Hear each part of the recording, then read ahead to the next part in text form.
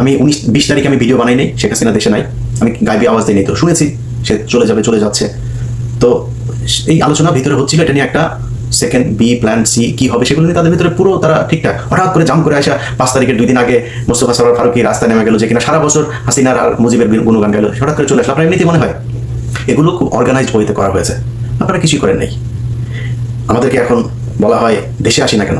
চান্দাবাজের এক ভিডিও পাঠাইলো একজন, এটা তো মানে জাস্ট টাইম ওয়েস্ট এগুলোকে দেখা। ভিডিও পাঠাইলো, ভাই একটু দেখেন। চান্দাবাজ কয় যে আমরা তো দেশে গিয়েছিলাম, তোরা এত দেশপ্রেমিক হলে তুই দেশে যা চান্দা নিয়ে আসছিস।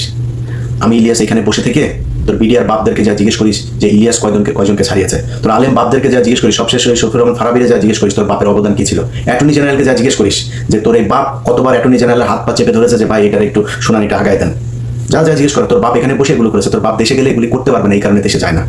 আর তোরা দেশে গেছিস, তোদের সমস্যা নাই তো, আজ পর্যন্ত বলছিস নাকি তোরা ডিজিএফ এর ভাতা খায়া তারপরে তোরা কথা বলিস টাকা পয়সার সমস্যা আছে, এই দিন থাইল্যান্ড, ওই দিন সিঙ্গাপুর, টাকা পাইস কই? তোর বাপের জমিদারি আছে, চোরের বাচ্চা।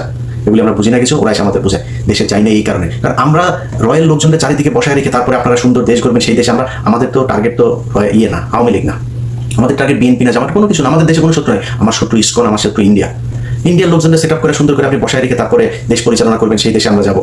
এই দেশ পরিষ্কার না করা পর্যন্ত এই দেশ আমাদের জন্য জীবনে কোনোদিন এখানে কোনো কাজ করতে পারবো? কাজ দিচ্ছেন কোনোদিন? দিয়া দেখেন, যদি নাকি মিনিমাম 1 টাকার 1 পয়সার যদি নাকি কোনো সমস্যা সেখানে দেখাইতে পারেন, নিজের গলায় নিজে জুতা করে তারপর করবো।